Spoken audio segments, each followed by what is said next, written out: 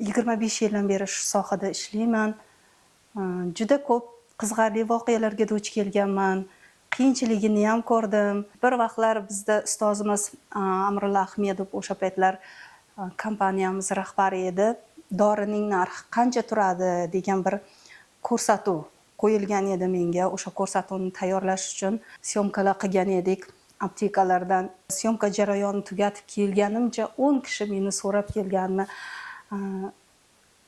direktorimiz syomka jarayonidan kelgandan keyin aytdilar. Juda ham qo'rquvga tushganman. O'sha paytlar yosh bo'lganman. Orqamdan bir ko'k Jiguli meni bir hafta mobaynida kuzatgan.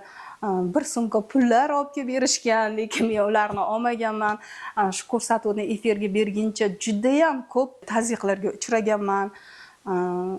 Kimlar rahbarimizga telefon qilishgan, rahbarimiz lekin siz qo'rqmang, dadil bo'ling, shu ko'rsatuvni efirga beraylik.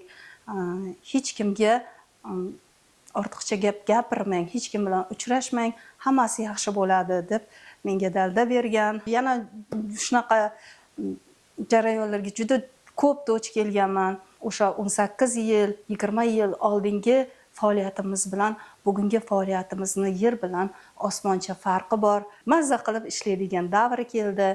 Soha rivojlanyapti, texnikalar rivojlanyapti. 27-iyun ommaviy axborot vositalari xodimlari kuni bilan barcha ustozlarni, shu sohada faoliyat ko'rsatayotgan do'stlarimizni, shu sohaning fidoyilarini barchasini chin yurakdan tabriklayman.